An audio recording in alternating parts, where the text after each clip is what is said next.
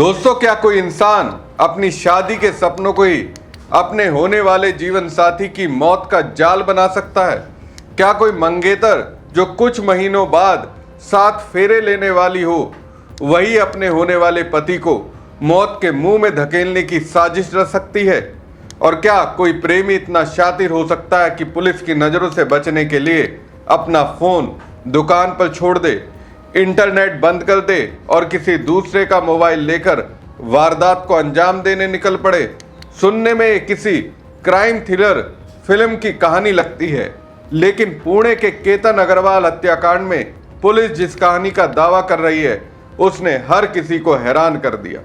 शुरुआत में जिसे एक दर्दनाक हादसा बताया गया, वही मामला अब कथित तौर पर प्यार, धोखे, लालच, साजिश और हत्या की ऐसी कहानी बन गया है जिसने लोगों को सोचने पर मजबूर कर दिया है कि आखिर इंसान किसी रिश्ते को निभाने की बजाय उसे खत्म करने का फैसला कैसे कर लेता है। सबसे चौंकाने वाली बात यह है कि अगर केतन की बहन को कुछ जवाबों पर शक ना होता, अगर उसने कुछ सवाल ना पूछे होते और अगर पुलिस उन छोटी छोटी बातों को गंभीरता से ना लेती, तो शायद ये मामला हमेशा के लिए एक दुर्घटना मानकर बंद कर दिया जाता। लेकिन कहते हैं कि अपराधी चाहे कितनी भी बड़ी चालाकी कर ले, कहीं ना कहीं कोई ऐसी गलती जरूर कर बैठता है जो उसके पूरे खेल को बर्बाद कर देती है। आखिर ऐसा क्या हुआ था? लोहागढ़ किले की उस खाई के किनारे क्यों आखिरी समय पर बाली का प्री वेडिंग ट्रिप कैंसिल हुआ? क्यों हजारों फोन कॉल्स ने पुलिस का शक बढ़ा दिया? क्यों एक फोन दुकान पर छोड़ दिया गया?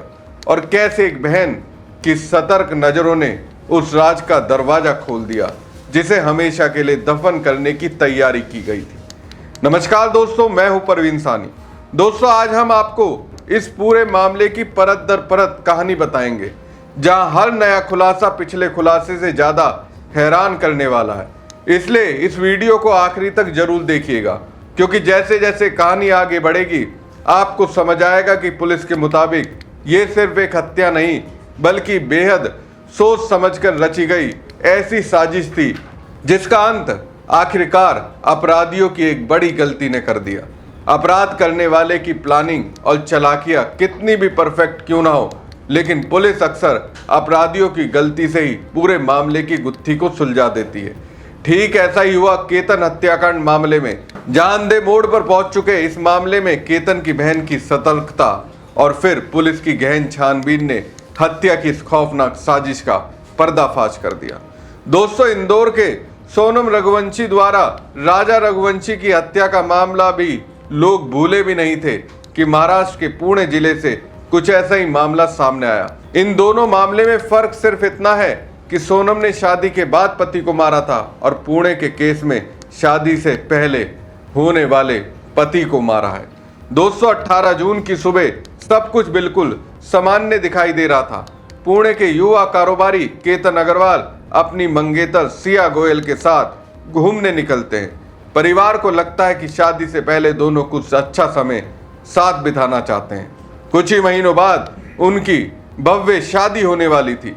तैयारियां जोरों पर थी। जयपुर में एक शानदार महल बुक किया जा चुका था। परिवार वाले मेहमानों की सूची बना रहे थे, भविष्य के सपने देख रहे थे और आने वाली खुशियों की बातें कर रहे थे।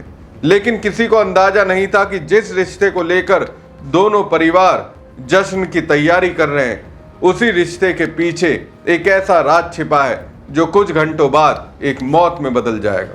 कहानी शुरू होती है लोहागढ़ किले से। ये जगह ट्रैकिंग के लिए काफी मशहूर मानी जाती है। यहाँ ऊंची ऊंची चट्टानें हैं, गहरी खाइयां हैं और दूर तक फैला खूबसूरत नजारा है। इसी जगह पर केतन और सिया पहुंचते हैं। बाहर से देखने पर सब कुछ सामान्य था, लेकिन पुलिस के अनुसार उस दिन जो कुछ हुआ वो पहले से तय योजना का हिस्सा था। कुछ समय बाद खबर आती है कि केतन अग्रवाल लगभग 350 फीट गहरी खाई में गिर गए हैं। उन्हें बचाया नहीं जा सका, मौत हो चुकी थी। परिवार टूट गया। दोनों परिवारों के लिए किसी भयानक सपने से कम नहीं था। शुरुआती जानकारी में यही कहा गया कि ट्रैकिंग के दौरान पैर फिसल गया होगा और ये एक दुर्भाग्यपूर्ण हादसा है। पुलिस भी पहले इसी दिशा में जांच कर रही थी, आसपास मौजूद लोगों को भी यही लग रहा था कि एक युवा कारोबारी की जान एक दुर्घटना में चले गई। लेकिन यहीं से कहानी में पहला मोड़ आता है। अंतिम संस्कार हो जाता है। परिवार शोक में डूबा हुआ था, घर में मातम पसरा था। ऐसे माहौल में केतन की मंगेतर सिया गोयल भी परिवार से मिलने पहुंचती है। वो दुखी नजर आती है। हर कोई उसे दिलासा दे रहा था। इसी दौरान केतन की बहन कुछ सवाल पूछती है। सवाल सामान्य थे, लेकिन जवाब असामान्य। पुलिस के अनुसार केतन की बहन को सिया की बातों पर कुछ ऐसा महसूस हुआ जो उसे परेशान करने लगा। कुछ बातें मेल नहीं खा रही थी। कुछ जवाब ऐसे थे जिससे शक पैदा होने लगा। शायद कोई और होता तो उन बातों को नजरअंदाज कर देता, लेकिन बहन का मन मानने को तैयार नहीं था। यहीं से मामला बदलना शुरू हुआ। पुलिस को जानकारी दी गई। जांच को एक नए नजरिए से आगे बढ़ाया गया। अब पुलिस सिर्फ हादसे की नहीं बल्कि हर संभावनाओं की जांच कर रही थी। जांच अधिकारियों ने सबसे पहले सिया की कॉल रिकॉर्ड्स खंगालनी शुरू की और यहीं उन्हें पहला बड़ा झटका लगा। पुलिस को पता चला कि सिया गोयल और चेतन चौधरी नाम का एक युवक लगातार संपर्क में थे। जब कॉल डिटेल रिकॉर्ड निकाले गए तो आंकड़े चौंकाने वाले थे। जनवरी से जून के बीच दोनों के बीच 2004 बार बातचीत हुई थी। कुल बातचीत का समय लगभग 238 घंटे बताया गया।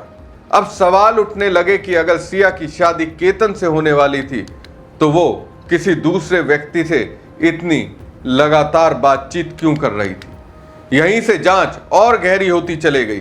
पुलिस ने चेतन चौधरी की गतिविधियों पर नजर डालनी शुरू की। फिर उन्हें एक और संदिग्ध बात मिली। 18 जून यानी जिस दिन केतन की मौत हुई उसी दिन चेतन का इंटरनेट सुबह 7 बजे से शाम 5:40 तक बंद पाया गया। ये सामान्य बात नहीं थी। आज के दौर में लोग कुछ मिनटों के लिए भी इंटरनेट बंद नहीं कर रखते, लेकिन पूरे दिन इंटरनेट बंद रहना पुलिस को अजीब लगा। जांच आगे बढ़ी तो एक और जानकारी सामने आई। पुलिस के मुताबिक चेतन ने अपना मोबाइल फोन अपनी दुकान पर ही छोड़ दिया था। अगर कोई उसका फोन ट्रैक करता तो लोकेशन दुकान की ही दिखाई देती, लेकिन वो खुद कहीं और गया था। इतना ही नहीं, वो कथित तौर पर अपने एक कर्मचारी का मोबाइल लेकर निकला था। अब पुलिस को लगने लगा कि ये सब संयोग नहीं हो सकता। इसके बाद अधिकारियों ने एक एक कदम जोड़ना शुरू किया। 18 जून को चेतन के मोबाइल पर जितने भी फोन आए थे उन सभी लोगों से पूछताछ की गई। कई लोगों ने बताया कि उस दिन उनसे खुद चेतन ने बात नहीं की थी। फोन किसी कर्मचारी ने उठाया था, यानी फोन दुकान पर था लेकिन चेतन वहां नहीं था। अब शक और मजबूत हो चुका था। इसके बाद पुलिस ने दोनों से कड़ाई से पूछताछ शुरू की। इलेक्ट्रॉनिक सबूत जुटाए गए, कॉल रिकॉर्ड देखे गए, लोकेशन की जांच की गई, दोनों के बीच के संबंधों की पड़ताल की गई और फिर जांच अधिकारियों के सामने एक ऐसी तस्वीर उभरने लगी जिसने पूरे मामले को पलट कर रख दिया। पुलिस का दावा है कि सिया और चेतन एक दूसरे से प्रेम संबंध में थे। सिया केतन से शादी नहीं करना चाहती थी, लेकिन शादी की तैयारियां आगे बढ़ चुकी थी। परिवार इस रिश्ते को लेकर गंभीर था। ऐसे में कथित तौर पर दोनों ने एक खतरनाक रास्ता चुन लिया। पुलिस का आरोप है कि लोहागढ़ किले की ट्रिप कोई सामान्य घूमने फिरने की यात्रा नहीं थी, बल्कि पहले से बनाई गई योजना का हिस्सा थी। याद कीजिए, शादी से पहले बाली में प्री वेडिंग फोटो शूट की योजना भी बनी थी, लेकिन वो ट्रिप आखिरी समय पर कैंसिल हो गया था क्योंकि केतन का पासपोर्ट अचानक गायब हो गया था। अब जांच एजेंसियां इस पहलू की भी पड़ताल कर रही हैं कि उस पूरी कहानी के पीछे क्या हुआ था और क्या उसका इस मामले से कोई संबंध था या नहीं। फिलहाल पुलिस का दावा है कि 18 जून को लोहागढ़ किले पर पहुंचने के बाद साजिश को अंजाम दिया गया और केतन को खाई में धक्का देकर मौत के घाट उतार दिया गया। हालांकि अदालत में अंतिम सच, सबूतों और सुनवाई के बाद ही तय होगा, लेकिन पुलिस जांच में सामने आए दावों ने पूरे देश का ध्यान इस मामले की ओर खींच लिया है। लेकिन दोस्तों, किसी भी क्राइम स्टोरी में सबसे दर्दनाक हिस्सा सिर्फ अपराध का खुलासा नहीं होता, बल्कि वो पल होता है जब परिवार को ये पता चलता है कि जिस व्यक्ति पर उन्होंने भरोसा किया उसी पर उनके बेटे की मौत की साजिश रचने का आरोप लग रहा है। केतन अग्रवाल की मौत ने सिर्फ एक युवा कारोबारी की जिंदगी नहीं छीनी, बल्कि एक पूरे परिवार के सपनों को भी तोड़ दिया। जब पुलिस जांच में कथित तौर पर सिया गोयल और चेतन चौधरी का नाम सामने आया, तो केतन के पिता विशाल अग्रवाल का दर्द भी सामने आया। उन्होंने ऐसा सवाल पूछा जो शायद आज हर माँ बाप के मन में उठ रहा होगा। विशाल अग्रवाल ने कहा कि अगर सिया शादी नहीं करना चाहती थी तो वो साफ मना कर सकती थी, हम उसी समय शादी तोड़ देते, लेकिन किसी की जान लेने की जरूरत क्या थी? आखिर कोई इंसान इतना बड़ा कदम कैसे उठा सकता है? उन्होंने आगे कहा, एक 26 साल के बेटे की जिंदगी खत्म कर दी गई। समाज को इस बात पर सोचने की जरूरत है, कितनी क्रूर सोच आखिर आती कहां से है? क्या ये परवरिश से आती है? क्या परिवार से आती है? आखिर कोई इंसान किसी की जान लेने का फैसला कैसे कर लेता है? दोस्तों, एक पिता के ये शब्द सिर्फ गुस्सा नहीं है, बल्कि उस दर्द की आवाज है जिसे शायद शब्दों में पूरी तरह बयां भी नहीं किया जा सकता। क्योंकि जिस बेटे की शादी की तैयारी चल रही थी, जिसके लिए करोड़ों रुपए खर्च करके जयपुर में एक भव्य महल बुक किया गया था, आज वही बेटा इस दुनिया में नहीं है। और यहाँ एक बात जाननी यह भी जरूरी है कि केतन कोई साधारण युवक नहीं था।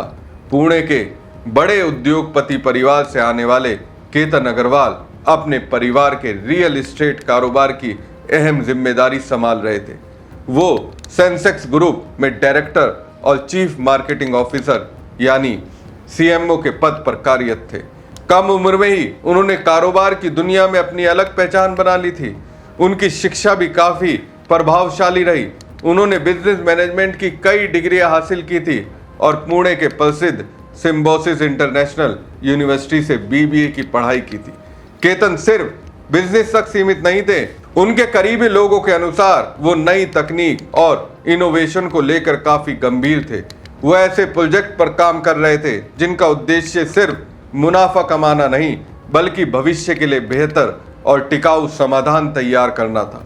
यानी एक ऐसा युवा जिसके सामने पूरा भविष्य पड़ा था, जिसके पास सपने थे, योजनाएं थी, परिवार की उम्मीदें थी और कुछ ही महीनों बाद जिसकी शादी होने वाली थी, वो अब इस दुनिया में नहीं है।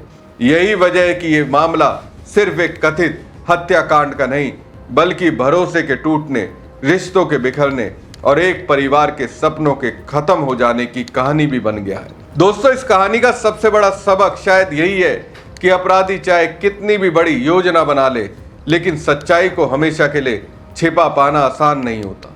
यहाँ अगर एक बहन अपने भाई की मौत को सिर्फ हादसा मानकर चुप बैठ जाती, अगर उसने सवाल नहीं पूछे होते, अगर पुलिस ने उन सवालों को गंभीरता से नहीं लिया होता, तो शायद ये मामला कभी खुल ही नहीं पाता।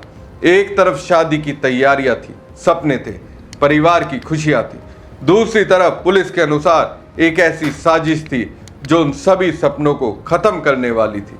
और आखिरकार जांच की हर नई कड़ी ने उस कहानी का पर्दाफाश करना शुरू कर दिया, जिसे शुरू में सिर्फ एक हादसा बताया जा रहा था।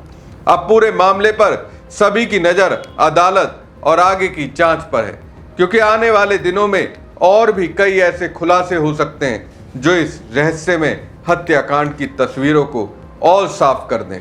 हमारी खबर आपको कैसी लगी कमेंट बॉक्स में कमेंट करके जरूर बताएं। साथ ही पेज को ज़्यादा से ज़्यादा लाइक और खबर को ज़्यादा से ज़्यादा शेयर कीजिएगा। और अगर चैनल को सब्सक्राइब नहीं किया तो सब्सक्राइब जरूर कीजिएगा। धन्यवाद।